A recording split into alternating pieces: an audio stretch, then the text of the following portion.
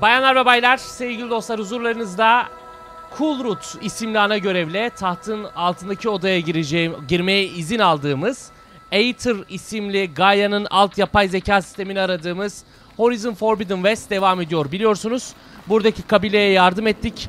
Bir savaş döndü, arena baskını gerçekleşti. Kabile kendisine kurmaylar seçecekti, mareşaller seçecekti. Onlar mareşal seçemesin diye onların yapacağı etkinliğe Ragela tarafından bir saldırı düzenlendi. Bu saldırıyı ve yaratıklarını bastırdık.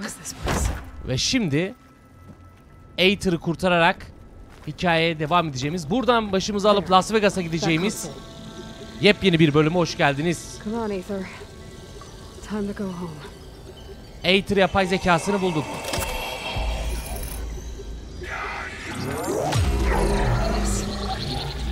Elizabeth Sobek, Alpha Prime.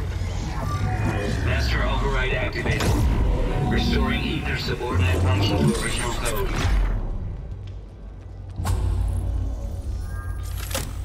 Got it. Now to get this back to Gaia. Pekala. Şimdi. Bir dakika lan. Orası önemli bir yere benziyor. Dur şöyle bir bakalım da öyle gidelim. Direkt bakmadan gidilir mi? Bir daha bana söylemeden pay etmeye kalkışma sakın. Saat 20.31'de müdür Cardori'yi tam gece dışarı çıkarken ana bina dahil olmak üzere her yere elektrik dalgalanmaları olmuş. Gold Mountain holosu tam yanından geçerken karanlığın içinde aniden aydınlanınca ödü bokuna karışmış. Acayip sinirliydi ya. Amacın ne oğlum? Hepimizi sonrası yok. Bunlar eski çağlardan kalma, yani daha doğrusu şöyle düşünün. İnsanoğlu, yani bizim yaşadığımız şu günümüz var ya, günümüzün bir 100 yıl sonrasını düşünün ya da 50 yıl sonrasını. O 50 yıl sonraki teknolojik medeniyet çöküyor. Hayat bu hale geliyor. O işte çöken medeniyetten kalan yazışmalar bunlar.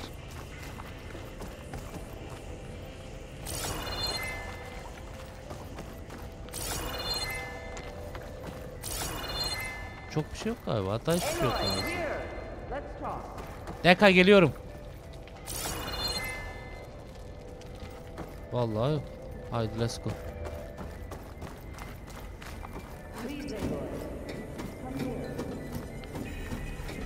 Anıl abi selamlar. Eyvallah, hoş geldin. 2000 yıldızıyla gelmiş. Eyvallah abi.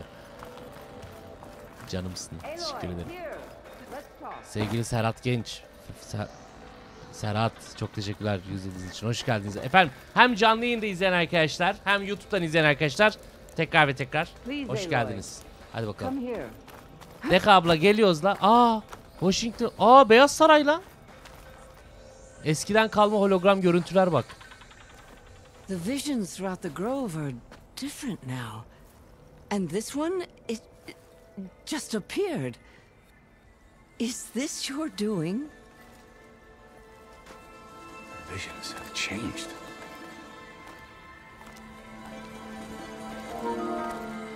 That's the one that inspired Chief Hakan. Onu da oynayacağız. More testimony of the old ones.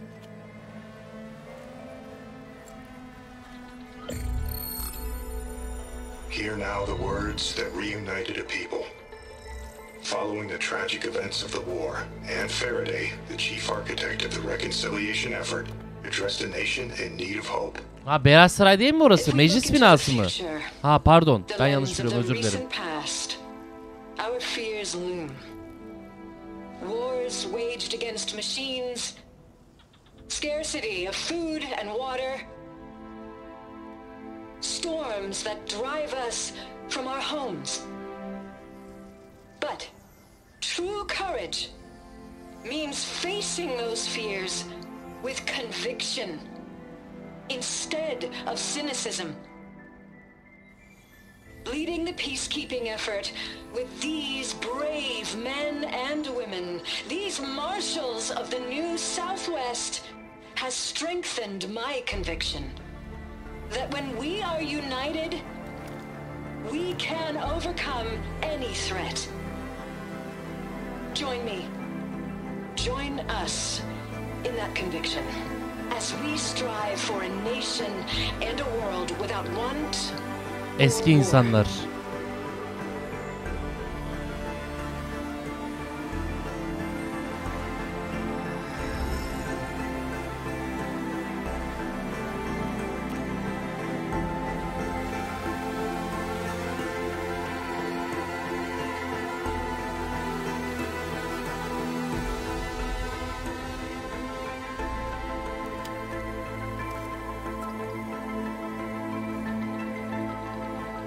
Beyaz Saray tek katlı bir yapıdır Meteciğim. Ha, ben ne bileyim. Öyle görünce Beyaz Saray diye atladım hemen. Reporting for Teşekkür duty, ederim. Commander. Kotalo! Ne oldu lan? Coming with you. But Bak sen. Hikaru needs you. Because of you, he has new marshals. And a rallying cry. The clans cannot Bu arada ignore. selamı hele hologramdan gördüler büyük ihtimalle. O So güzel I bir will detaydı. stand with you on your mission. Give whatever is left of my life. Ne diyorsun ya? It is what I choose. How can I say no to that? Zoe, there's someone who wants to join us. I need you to meet him in the foothills and guide him the rest of the way. Will do, Aloy. Go to the mountains, west of Plainsong. A friend of mine will meet you on the ascent. I'll join you when I can. A friend of yours. Should be interesting.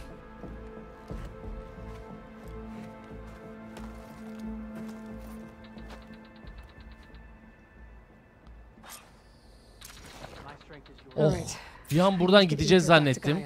Şimdi Seems like capturing it did something to the other holograms too. Might be worth checking out.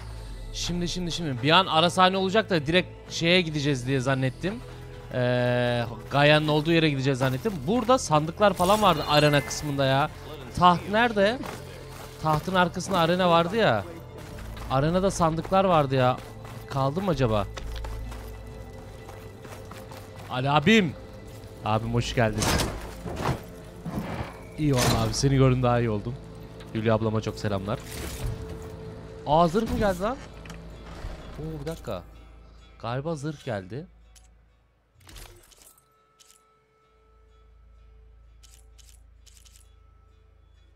Aa bak, bu iyi. Tanek Maraşali. Bir Maraşal vahşi doğada hayatta kalma ve makinelerin silahlarını onlara karşı kullanma konusunda usta olmalıdır. Bu zırh her iki usta da işini kolaylaştırır. Güzel. Örgüleri düzenle. Boş örgü yuvası. Ne yaparız buraya? Buz hasarına karşı savunmanı arttırır. Yakın dövüş saldırısı hasarına karşı savunmanı arttırır. Plazma saldırısına karşı, şok hasarına karşı savunmayı arttırır. Bu neymiş? Tazik hasarına karşı savunmanı arttırır. Yakın dövüş saldırısı hasarına karşı savunmanı arttırır. Okey, şimdi yakın dövüşte duralım. Düşmanın durumuna göre onu değiştiririz. Güzel, peki. Yalnız bir şey diyeceğim. Kafadaki sistem çok garip oldu. Oyunun bir fotoğraf modu var bir de, biliyorsunuz. Oyunun, bunu da bir göstermek isterim. Merak edenler illaki oluyordur. Oyunun bir fotoğraf modu var. Aloy'a şöyle yaklaştığımızda, şimdi şöyle yapalım. Keskinlik modu açık. Dur bakayım ne oluyor. Parlaklık. Küçük logo. Aha. Süsleme neymiş abi? Derinlik, yoğunluk. Yüz boyası yok. Yüz ifadesi. Ha. İyiymiş lan bu. Dur bakayım, odaklama nerede?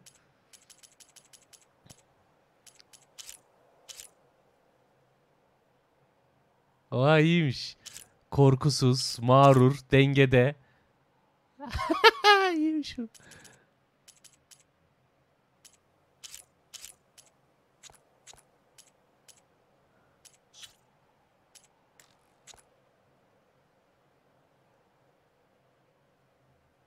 Oha, çok iyi.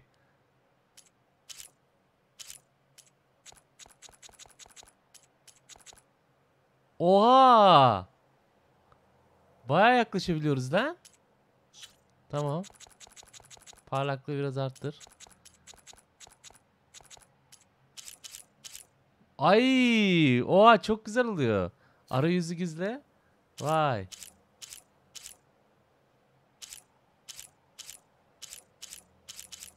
Oha, iyiymiş.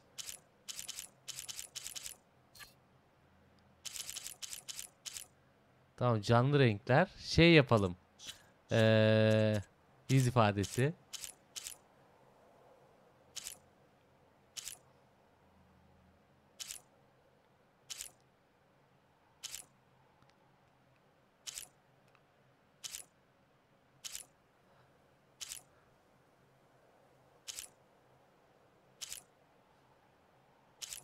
Oha çok güzelmiş.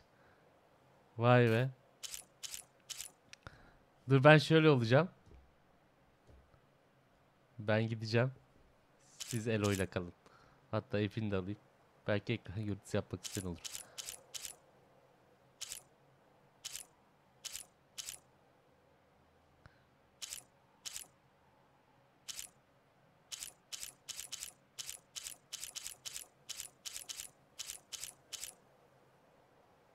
Çok iyi ya.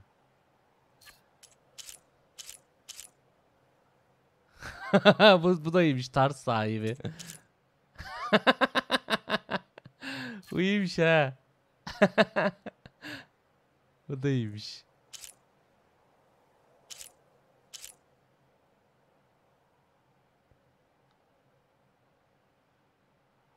Dünya tatlısı Aloy. Evet, fotoğraf modu da böyleydi. Hani bunu merak eden arkadaşlar için özellikle birkaç bölümdür de görüyordum yorumlarda. Böylelikle göstermiş oldum efendim. Şimdi yalnız benim istediğim bir şey var. Aloy'un kafasındaki şey çok komik duruyor şu anda ve ben onu çıkartmak istiyorum. Bunu yapabiliyorduk. Nasıl yapıyorduk?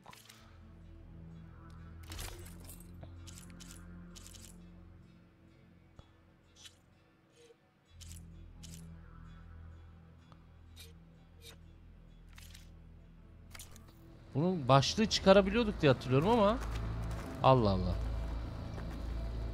Oyunlardaki fotoğraf modları gerçekten çok keyifli ve çok güzel ya. Kesinlikle katılıyorum. Sevgili Emre Aksoy, oyunun fiyatı da kendi gibi güzel olsa keşke. Keşke. Sadece bu oyun için değil, tüm oyunlar için öyle olsa keşke. Kazım abi selamlar, hoş geldin. Keyifler yerinde abi, sizlerin de keyifler yerindeyse. Aa, buradan bu tarafa geçemiyor muyuz? Ah be, şuradan şu tarafa geçsek. Güzel loot vardı sanki o tarafta. O zaman arena tarafına kesinlikle gidemiyoruz. Öyle mi? Açacağımız bir tane o sandık vardı, tahtın yanındaki sandık. Onu da açtık o zaman.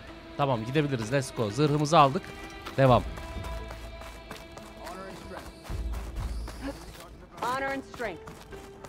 Onur ve güç. Şimdi biz buradan nereye gideceğiz? Şuraya doğru gideceğiz. Onun için hemen şuraya bir hatta buraya direkt hızlı seyahat oluyor mu? Aynen. Bir hızlı seyahat yapalım vakit kaybetmeden. Oraya doğru geçelim. Şimdi Gaia isimli yapay zekanın alt sistemlerini arıyorduk biliyorsunuz. Onlardan ilki olan Aether alt sistemini bulmayı başardık. Şimdi onu götürüp Gaia'ya yerleştireceğiz ve bir sonrasında da Las Vegas'a gideceğiz. Bu bölüm Las Vegas yolculuğu var. Hadi bakalım.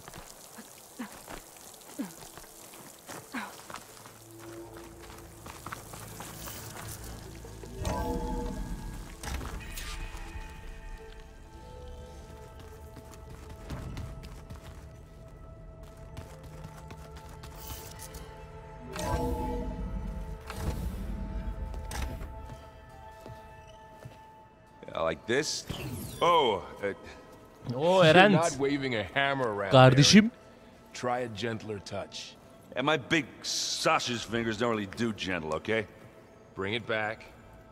Trace the line. To your right. Other right. I just saw it. It's the one Aloy found up north. Gotcha! They call it a concussion beat party or something. Yeah, now that's music. Aloy! Manyak ya. Erend, you're all better. And you're here. Well, the world only goes on if you can do your thing. We learn fast enough, we help make that happen. You want all the backup you can get, right? We still have much training to do, of course. One does not become hunter in a day. Each seed grows at a pace of its own. Doesn't mean it won't bloom. You should know your Tanakh friend arrived. Katalo. I heard their warriors drink people's blood. I want to sleep with one eye open. I think he's seen enough blood for a lifetime. I showed him to one of the rooms. He seems to appreciate the privacy. Looks like you've got things under control. I should get this to Gaia. Right. We'll keep on training. Catch up as fast as we can. I'm seeing glyphs in my dreams already. Well, while you've been off gallivanting around, I've been working with Gaia to find out more about the land gods. So from where I'm standing, you're in need of some training. Come along. Okay.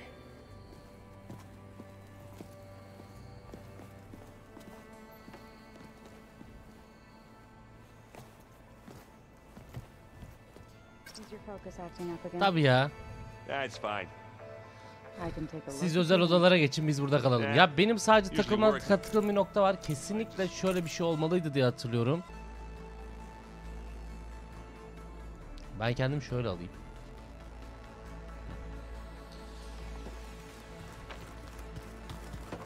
Tamam, başlığımızı gizledik.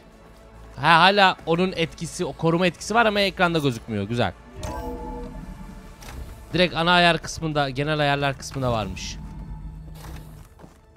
Başlığı en altta, başlığı kapat diye. Kaya gibi kadın, ne yapıyorsun? Afterwards, I must discuss an important matter with you.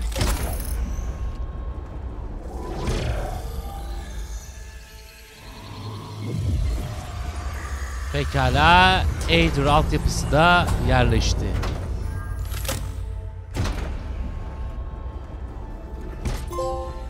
So, what did you want to discuss? While you were away, I received an unusual transmission on my dedicated Aletheia frequency. Aletheia. That's one of the sub-functions you couldn't detect before. Yes. The transmission occurred so slowly that at first it seemed like an accidental blip of data amongst background static. Once I noticed this irregularity, it took some time to collate the complete message.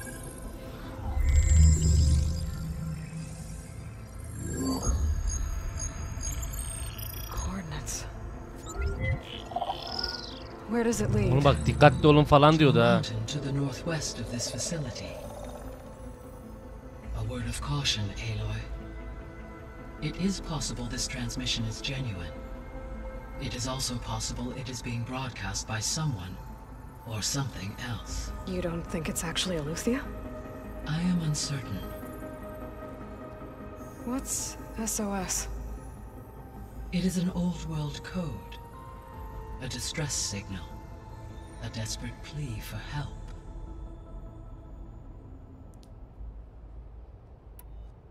Why would Aletheia send a coded transmission on a frequency only the two of you can communicate on? I believe it was done as a precaution to avoid detection, or at least to create the appearance of the desire to do so.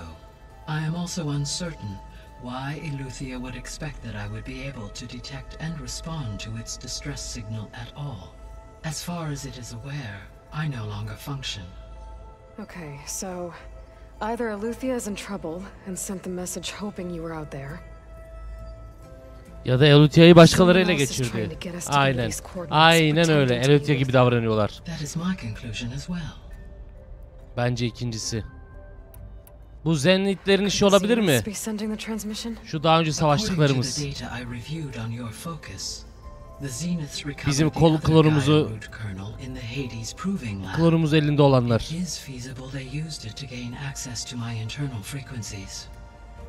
So, maybe they sent it thinking you'd respond and reveal your location. Possibly. However, the transmission is highly irregular. If they intended to provoke me into revealing myself, I would expect the communication to be more routine. Right. So maybe it's not them then. All right. I'll go to the coordinates and check out the source of the transmission. All by yourself? Ha! No way. Vallahi yardım iyi olur Aloy'um ya. İstersen tek gitmeyek lan. I concur that you should not investigate this alone. What if it's a trap? Of course it could be a trap. But if it really is Aletheia, then it's in trouble, and I need to bring it back. Don't worry. I'll be careful and... We're coming with you.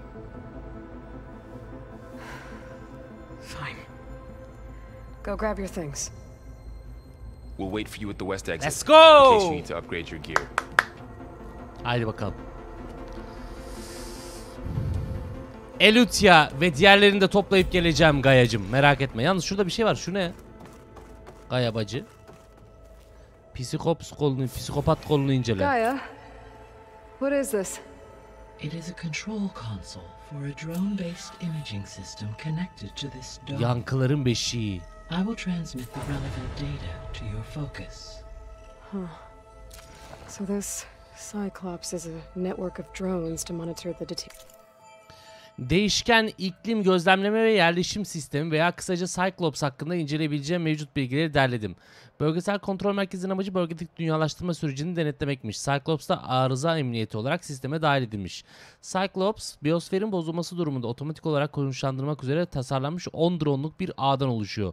Bu dronlar daha sonra bölgedeki çeşitli yerlere dağılarak kontrol odasının kubbesindeki görüntülenecek manzara görüntülerini çekiyor. Görünen o ki Cyclops dronları başarılı bir şekilde konuşlanmış. Tesisin kayıtlarını fokustaki verilerle karşılaştırın. Bu durum fırtına bulutlarının ve kızıl sayrılığın ilk ortaya çıkmasından kısa bir süre sonra gerçekleşecek gibi görünüyor.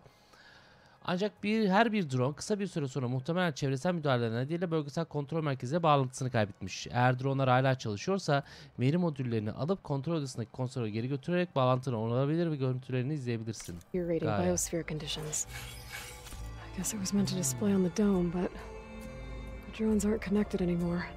If I find the drones out in the wilds, meteoroloji sistemi gibi herhalde lan bu. Use it to reconnect them and restore the display.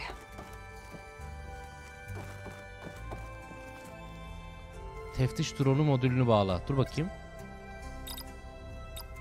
Error. Drone feed disconnected. Aha. Error. Drone offline.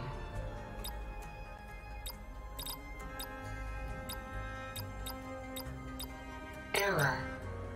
Data missing. Bunları bulup getirmemiz lazım. Data missing. Anladım. Denk gelirsek. Şimdi yeteneklerimize gelelim. Makinelerin efendisi. Gel.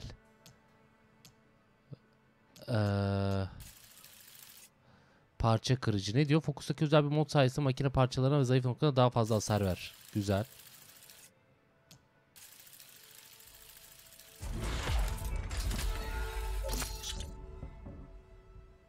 Güzel abi. Let's go.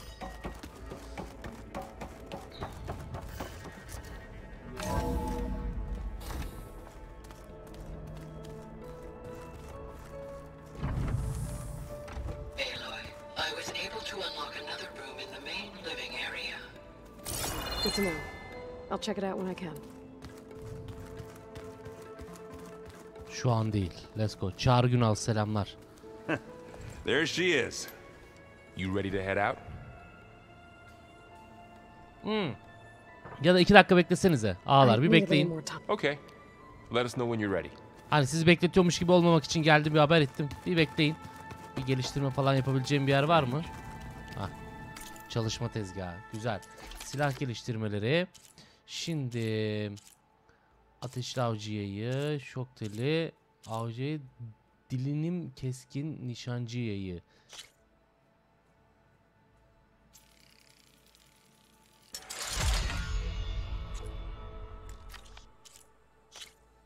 Bunu geliştirdik zaten.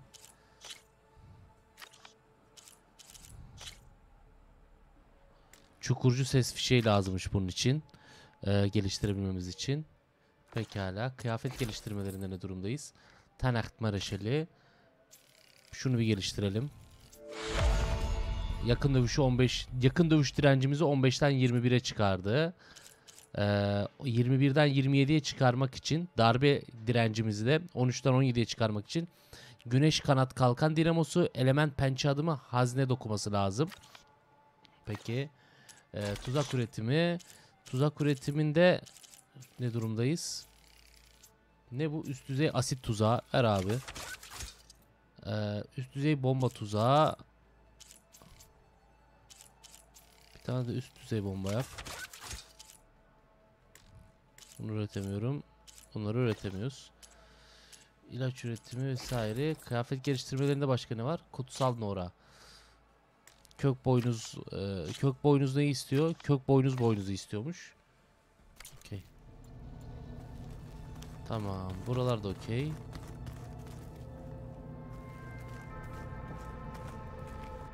Burada da üretim terminali var. Saray boynuz heki. Yeterince kaynak yok. Saray boynuzu. Aa bak bunlardan bir tanesi kuştur kesin ya. Saban boynuzu ve saban boynuz birincil siniri lazımmış. Bir yerden bir de saban boynuz. Buraya bir ara gelip buradan görev alıp saban boynuzunun bu parçasını aramamız lazım. Neyse let's go. Hack özelliğimizi de geliştirmemiz lazım. Hadi gidelim. Let's go. Look at us. 3 battle-hardened badasses forging into the unknown. This ought to be good.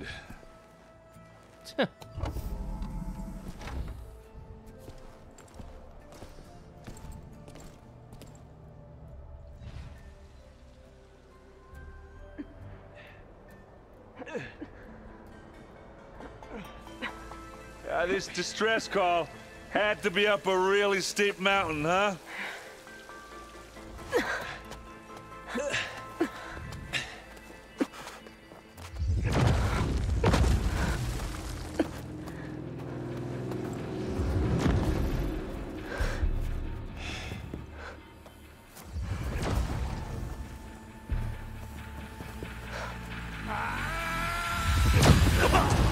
Aha zenitler.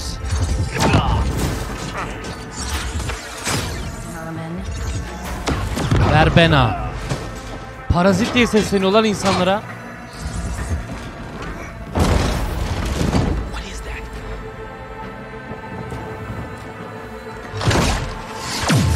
What the hell? Aa.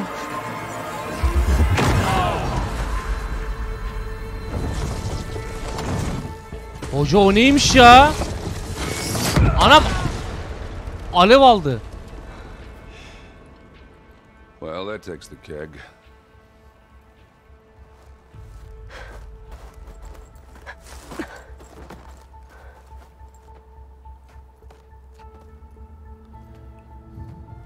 Burrow, see if there's anything over there.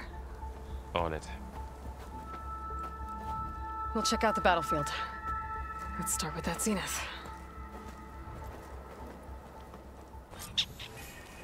Well, there are obviously more zeniths than we know about.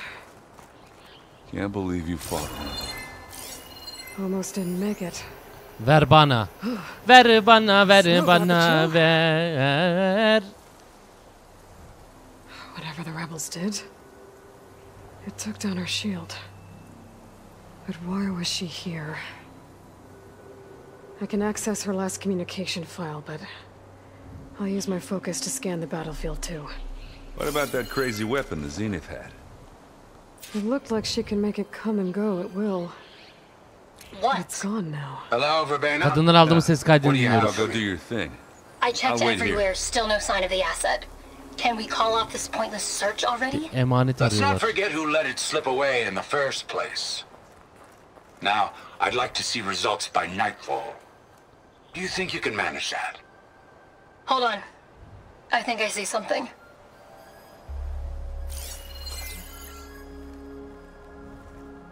Bunlar da Tayf diye Inspector had geçiyor. instructions to assist recovery of the asset.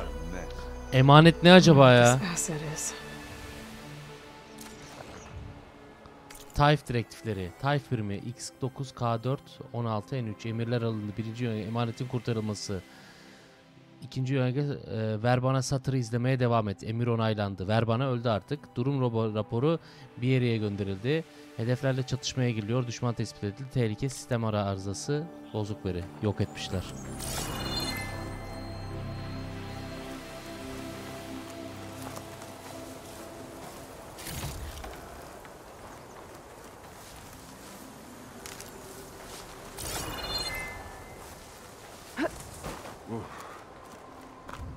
Kind of chilly up here.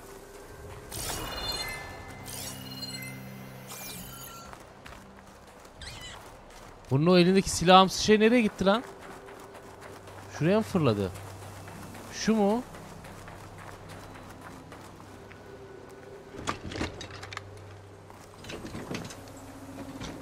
Bu muydu lan kadının elindeki? Bu değildi galiba.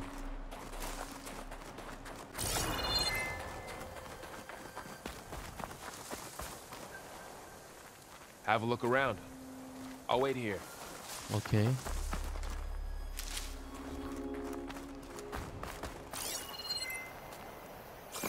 Şu yukarıda bir şey vardı. Bir de ona bakalım.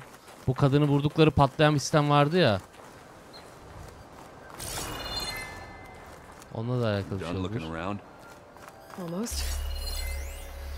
Yağmacı 20. seviye. Sökülebilir silah var tepesinde.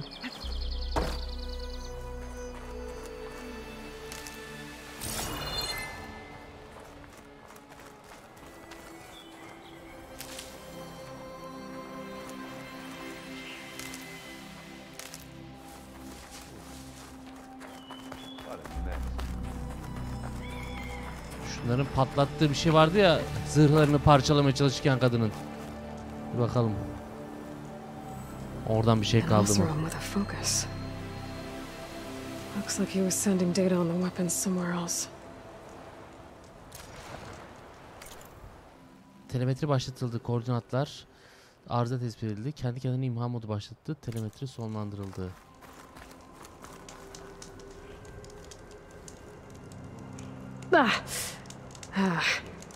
Weapon's still hot. I need to know how it worked. But I'll have to check on it. Bir kar dökün üzerine, kar atın üzerine la.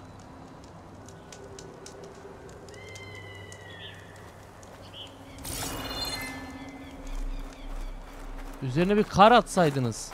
Soğurdu hemen. Aa, buraya kamp kurmuşlar. Looks like the rebels camped here for a while. Are they watching this area? All right. I think I have an idea what happened here. I better get back to Erend.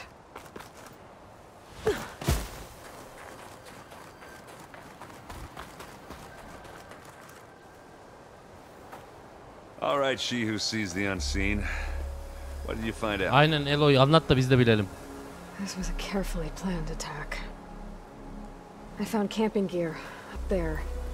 The rebels must have been staking out this place for at least a few days. They were waiting for the Zeniths to show up. All so that they could test that weapon.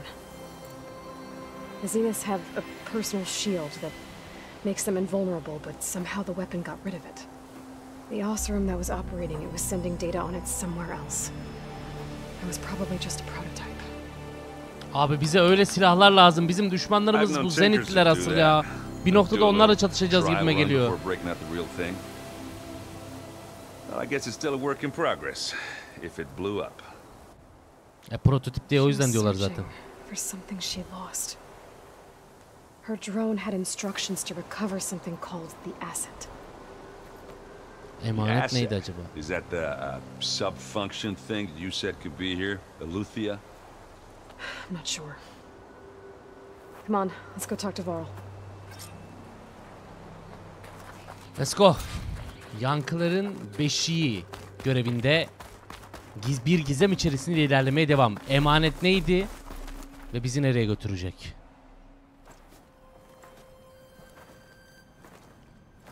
That's a long way down. Something tunneled straight down into the mountain. Bir şey diyeyim mi? Solucan deliği gibi dev solucanlar vardır ya. Whatever it was, it must have been powerful. That Zenith the rebels killed was looking for something called the asset. I don't know what it is. Bak o delikten girelim ama o deliği delenden geçmeyelim ya. Onunla uğraşmayalım. Erend, stay here and stand watch. Öyle bir delik bizde de açılsın istemiyorum. The only one of its kind. I don't want to be caught by surprise if the others show up. Contact us by focus if you see anything. Okay. Any trouble shows up, I'll call you. Let's go. Hadi gidiyoruz. İmdat çağrısı koordinatları. Tesisi araştır. There's some kind of old world ruin down here. You said the Zeniths have their own backup of Gaia, right? Yeah, from the proving lab. So maybe they were after Aletheia. Found its hiding spot, so it sent the distress signal. Maybe.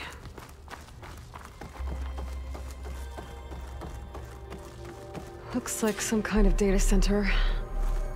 I might be able to access the facility systems from that console. Bu ne lan? Aa, burada bir Zenit teknolojisi bir şey var. Looks like it's self-destructed.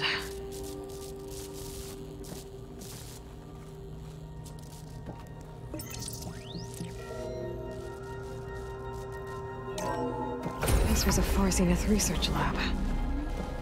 Looks like a lot of data was beamcast from here recently. From that device nearby. So Aleuthia's gone? If it was ever here, then probably. But then why would Zenith still searching for exploring another the Far asset? Zenith ruin. At least this one doesn't seem to have giant killer machines. Or anything you can blow up. Abi o yaratıklar çok güçlü. O neydi? Tayf mıydı onların adı? Tayflar çok güçlü ya, aman diyeyim ha.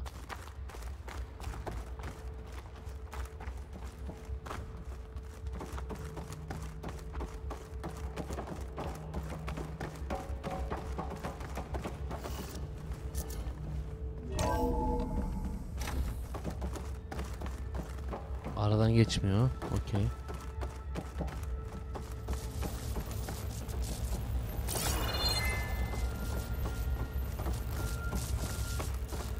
All this stuff. Wonder what they were doing here. Well, knowing Far Zenith, probably discovering amazing things. For their own benefit. Yeah. Okay. Güzel loot. That sounds about right.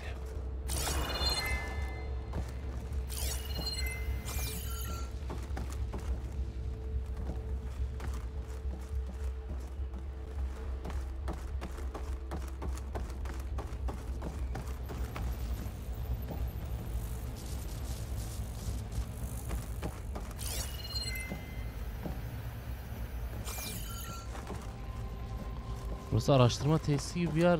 Eski çağlardan, eski dünya, eski insanlıktan kalma bir yer de. Acaba burada ne arıyorlardı ya? Var mı çıkış yeri falan?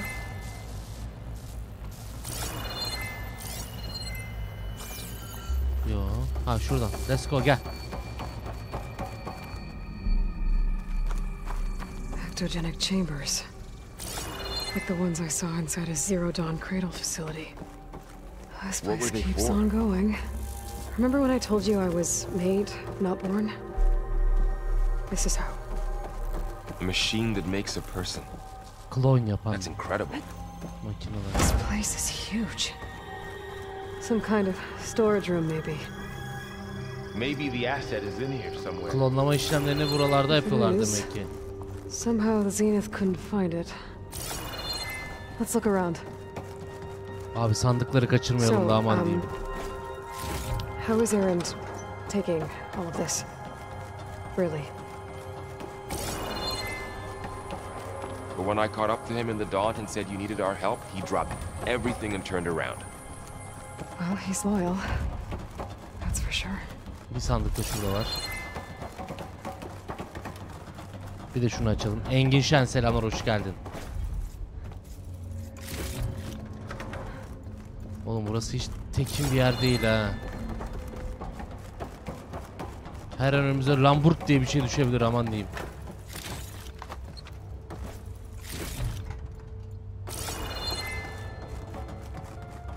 Aynen dikkatli olmak lazım burada. The control console.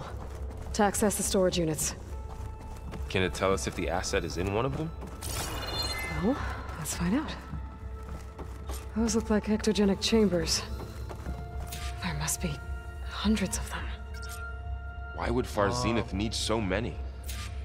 They traded some with Zero Dawn for a copy of the Apollo database. Bekle, bir araştırma yapmamız lazım. So these were extras? Maybe.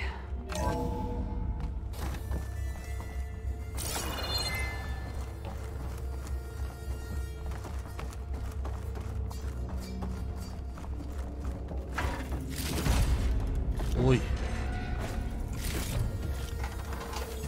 Güzel loot.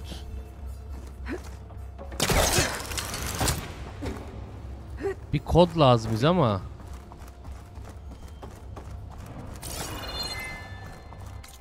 Biz hiç böyle bir şey aldık mı defterde? Veri noktaları.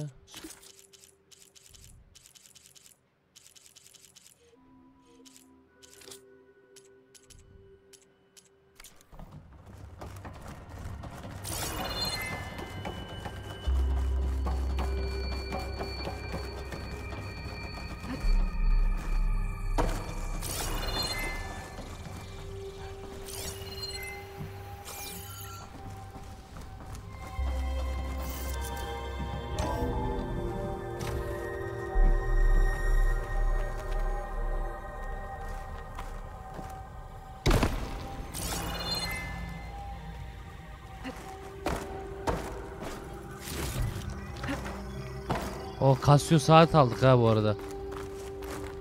Kutudan Casio saat çıktı.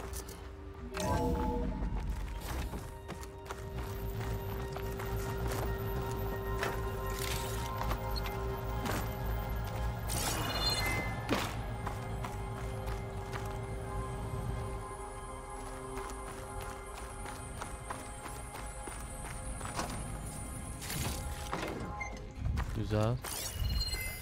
Find anything that might tell us what the asset is? Osmantus'un geliştirdiği cangeni gibi ticari olarak temin edilebilen tedavilerde gerekli olan düzeltmeler arasındaki süreyi azaltarak önemli bir birleştirmeye imza attık. Malley'in ekibine gelecek olursak, nörofizyolojide nelerinden elde ettikleri son sonuçlar gelecek vaat ediyor. Tokyo'daki tesisimizin sağladığı ek verileri de göz önünde bulundurursak, işlevsel birinci nesil implant üretmeye tepeye yaklaştık. Bu arada Zürih'teki dostlarımız WBA'de elde ettikleri bulguları gönderdi. Sonuçlar çok orta karar. Umut verici birkaç şey var ama dijital aşkınlıkla alakalı şeylere erişmemiz için 10 yıllar gerekiyor. I don't think so.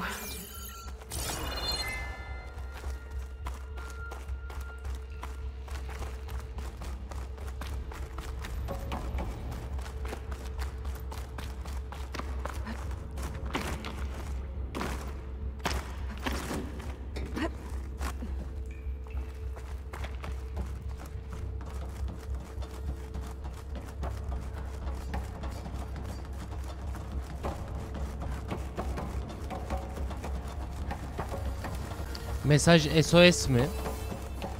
Sayı girebiliyoruz ya. SOS ne alaka? 237'den gelmişti ama değil mi Gaia? 237 demişti Gaia. 236 containers in storage. Please enter the container number you'd like. 237 demişti Gaia. 236 konteyner var. 237'den geliyor.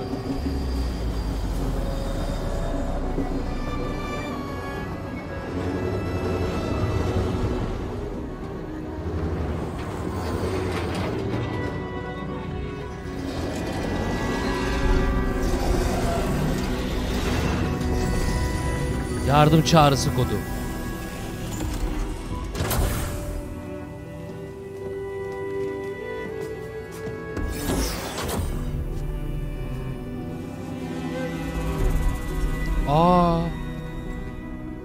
Aloy. Bir Elizabeth Sobek kol klonu daha. Aloy. It's you. Skin's like ice.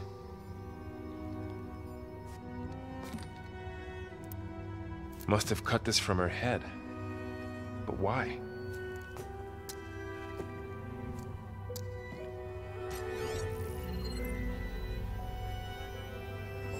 Hello, Elizabeth. Apologies, I don't know Beta. what else to call you. Bu klonun adına Beta vermişler. I'm afraid I must be brief. Evet. I only have a few minutes before my keepers discover I'm missing, and I still need to remove this implant. I had hoped to find shelter with you, but if you're viewing this, I may be dead. Be careful when you take on Farsiness. They are ruthless, and they have Eleuthia, Artemis, and Apollo now. Hayda. But at least they don't have the Gaia kernel to merge them with.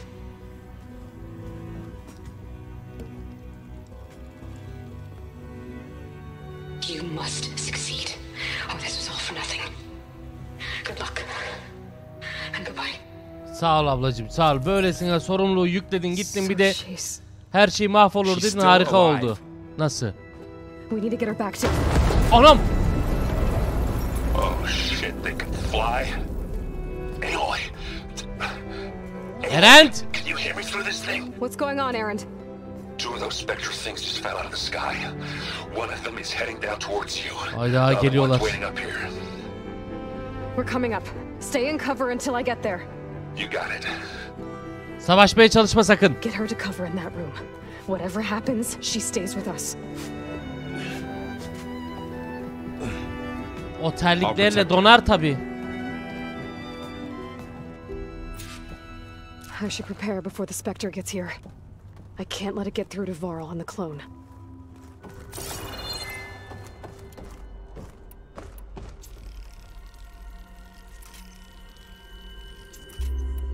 Zayıf noktaları ne acaba o zımbırıkların?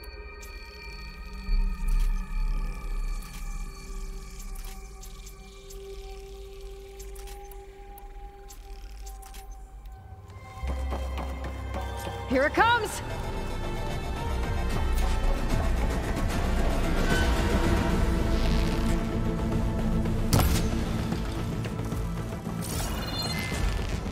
Gel ula. Ooh, ugly one, aren't you?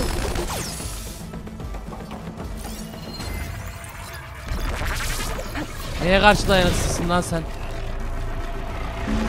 Yavaş! Wow.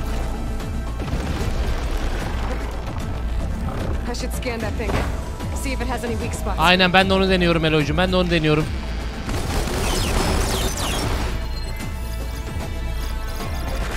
Zehir.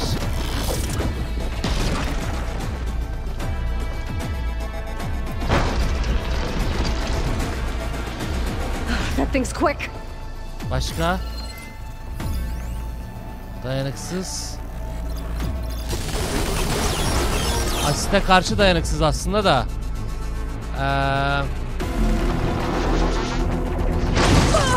Yavaş lan! Asit bombası yapacağız. Kendime doğru çekip asit bombası yapacağım. Yapacak bir şey yok.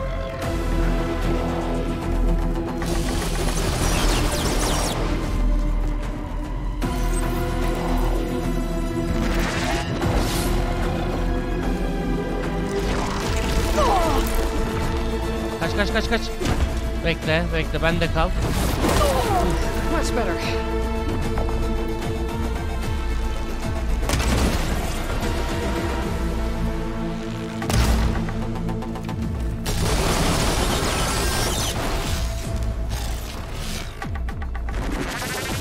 Gel. Ha! İç oğlu iç. Bekle bendesin. Bekle.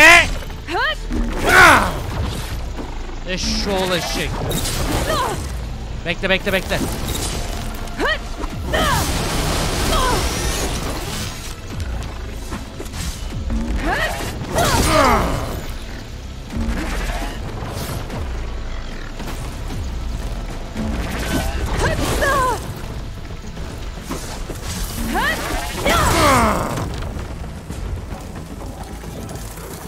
İç oğlu iç. Hadi.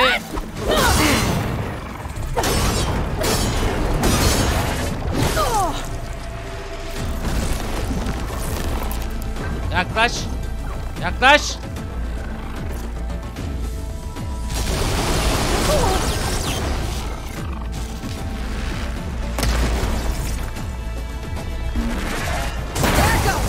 İşte bu bebeğim, işte bu. Ha?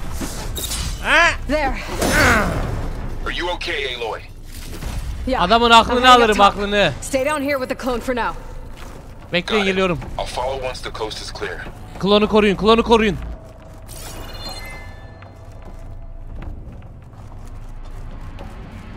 Adamı var ya böyle yaparım işte lan. İyi ki yapmışım tuzağı ya. Tuzağı iyi ki yapmışım. Abi yerdeki pası mı emiyor abi? Allah belanı versin. Nasıl bir yaratık bu ya? Bunu kontrol edemiyoruz mu abi? Bunu hackleyemiyor muyuz ya?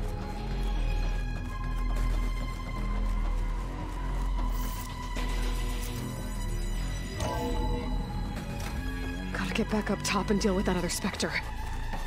I just hope Aaron stays in cover. Aaron dayan, geldim. Geldim dayan.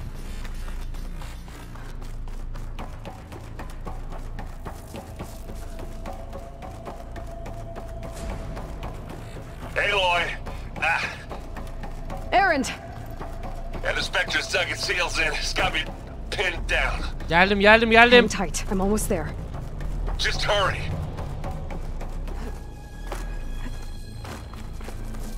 Burayı böyle Tayf mı deldi acaba zamanında ya? I gotta get to Errand. Errand, geldin, dayan.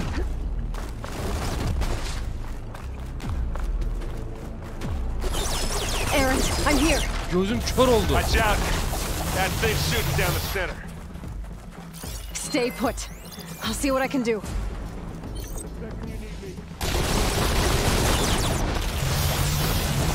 Spectre's not budging from that spot. I might be able to sneak up on it. Shields down. It's on the move. Gel. Gel bebeğim, gel. Evet. Böyle 500'ü koyarlar. Aa, nasıl?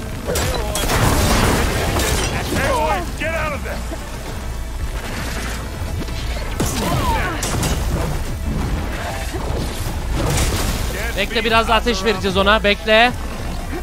Gel lan.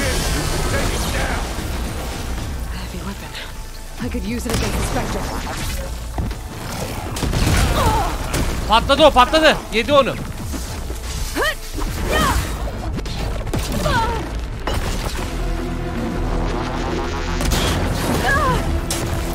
İyiyiz.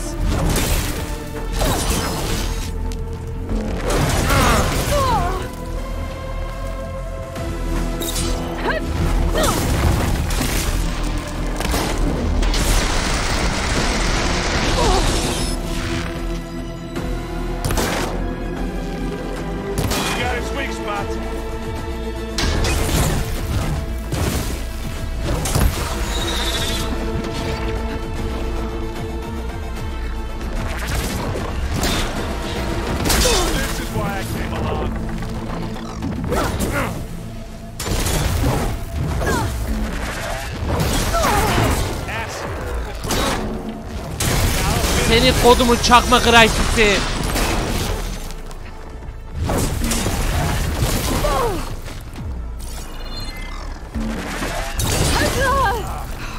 Don't you go dying on me.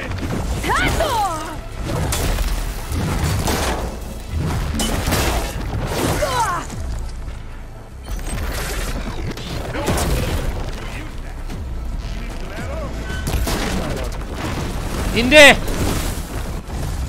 Woo!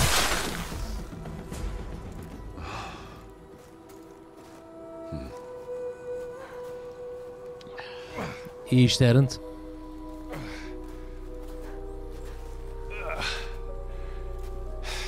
Aloy, she's... You. Look, I swear I'm not drunk, but right now I'm seeing double.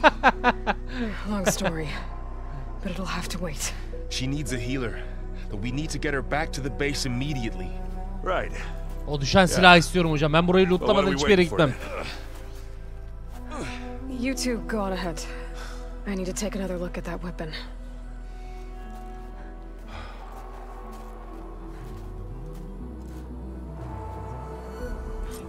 If I can figure out how that thing works, maybe the Zeniths won't be so invincible after all. The snowfall is blanketing the land.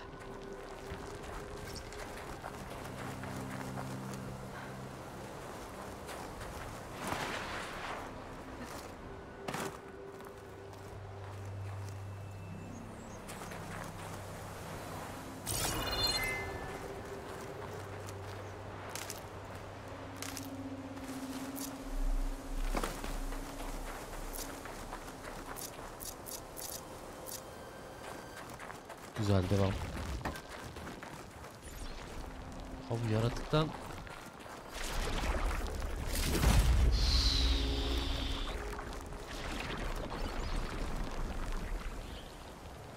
Vallahi belası yaratıktan silah düşmedi mi? Yukarı mı fırladı lan o?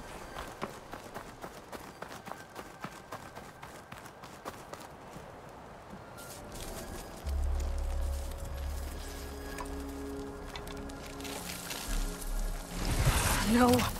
Hayda. Damn it.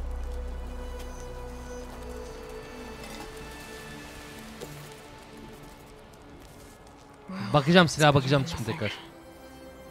Elimizde bulunsun bakalım. Lan nereye gittin? Dur! I need to get the weapon fragment to Gaia to analyze.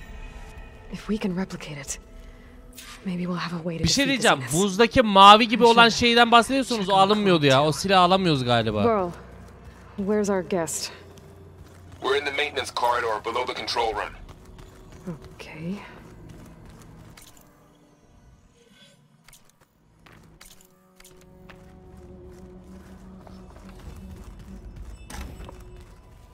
Aloy, glad you made it back okay.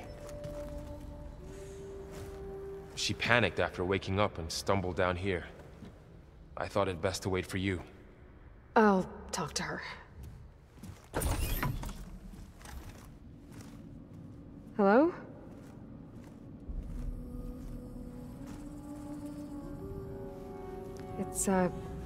It's Beta, right? My name's Aloy. What's wrong? Is it your injury? Simulacrum withdrawal syndrome. Takipçi mızrağı önemli değil. Geçin Don't onu. understand. Sudden removal of a neurologically integrated data device. The brain, especially the cerebellum, goes into a kind of sensory freefall. Everything real feels unreal. Distant. Is there anything that can help? Do you have a focus to spare? It's primitive, but I can make it work. Yeah. Oha, teknolojiyi nasıl geliştirdilerse bizimkine ilkel diyor ha. Booting up.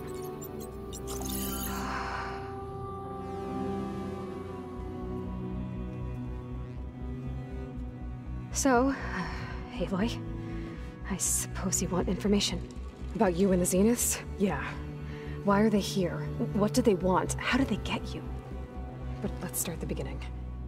I'm guessing they faked the destruction of their ship 1,000 years ago?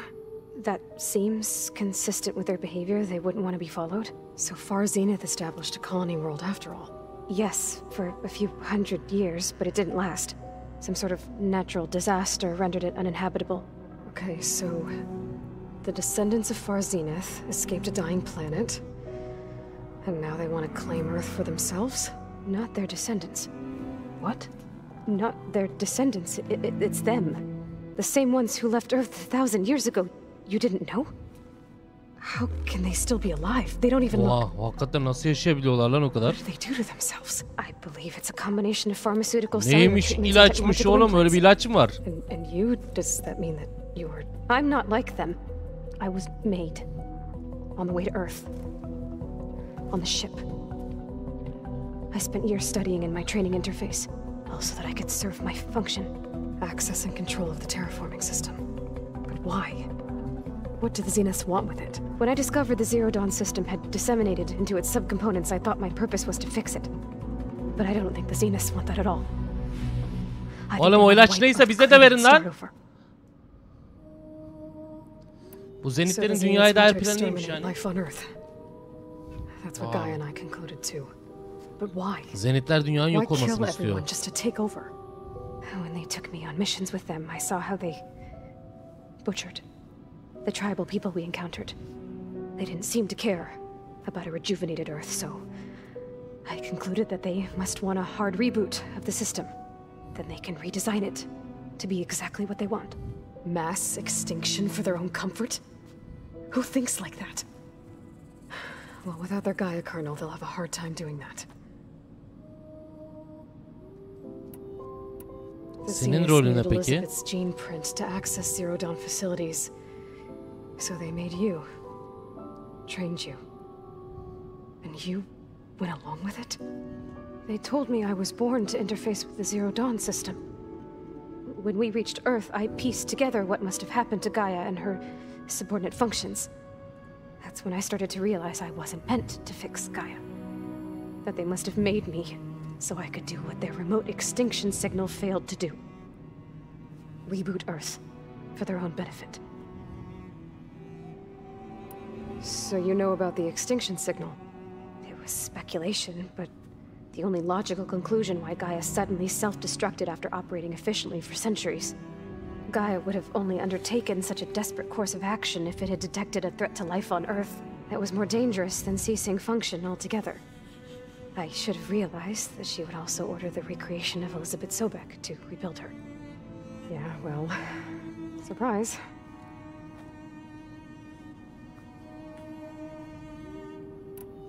All right, I think that's enough for now. Do you want to come upstairs, or... So how long?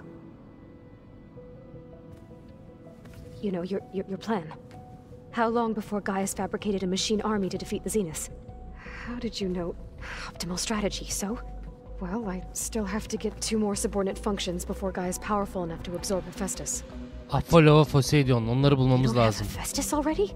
Gaia's still figuring. Yok yavrum, nereden bulak? Alt sistemlerin hepsi dağılmış gitmiş. Of course not. Ne bağırıyorsun lan? You didn't even know who the Zeniths really are. You were supposed to be further along by now. Coming here was a mistake. Ya biz daha işte demir çağına geçemedik abla. And take me back. This was all for nothing. They're not going to find us. Gaia's using Minerva to mask our location. What difference does it make? You're too far behind. We're never going to beat them. Everything, everyone, are going to die. Hey, calm down. You're here now, right? So is there anything you can do to help? I have certain knowledge sets. And given your state of progress, expertise you probably lack. Geoengineering, of course. Computer science, physics, biology, chemistry. Okay, well, see if you can do something with that. Talk to Gaia. I'll check on you later.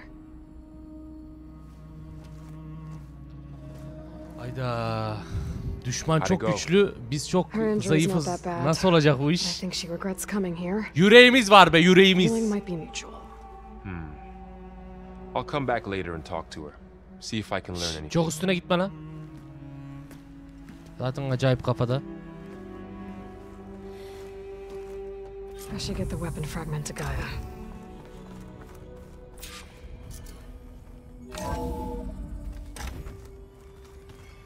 Yok, onca çaban boşa gitti. O olacak, bu olacak. Bir dur lan, sakin ol.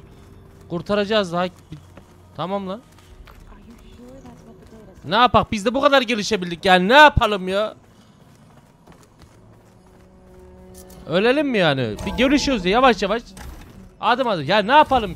100 soruda 60 net yapabilecek kadar şey yaptıysak, öğrenebilsek. Bir gün 80 net de yaparız. Ya böyle anne babalar vardır ya. 60'ı geçemedin ya.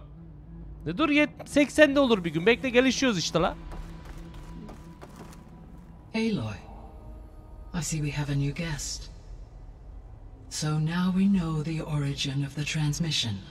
Aynen öyle. Yeah, I also recovered this. The weapon it was part of somehow stripped a Zenith of its shield, but it malfunctioned and blew up. If we can recreate the weapon and improve it, maybe we'll gain the upper hand on the Zeniths.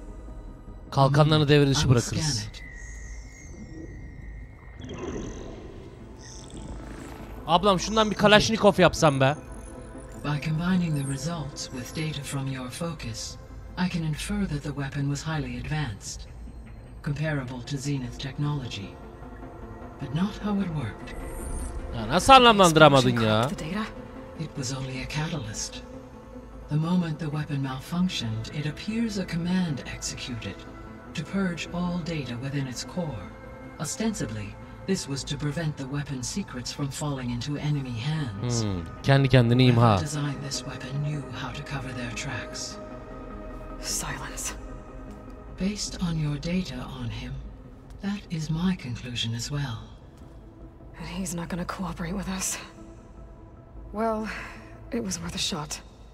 But that's not all. The Zeniths got Aletheia, along with Artemis and Apollo. That is unfortunate. However, our original plan remains unchanged. The 2 remaining subordinate functions should increase my heuristic processing density enough to absorb Hephaestus. Right. One problem at a time. Well, I guess I better get back out there. I wish you luck on your search. Right. Pekala. Thanks, Gaia. So I guess we won't be making use of Yankıların Beşiği isimli görevi yapıp Gaia'nın isteği üzerine bu görevi gerçekleştirip Beta'yı kurtardık. Şimdi Poseidon'un koordinatlarına gideceğiz. Şimdi Poseidon aslında hani deniz tanrısı olarak bilinir ya. Hani denizler tanrısı, God of War'dan falan hep öyle biliyoruz ya da işte mitolojiden. Ama onun bulunduğu yer çöller içerisinde kalmış bir yer. Neresi mi? Las Vegas. Gaia'nın aslı işlevlerinden birisi olan Poseidon'un peşine düşen Aloy, Las Vegas harabelerine ulaşmak için uçsuz bucaksız o çölü aşmalı. Evet, şimdi Las Vegas'a gidiyoruz. Bir sonraki bölümde. Haydi bakalım.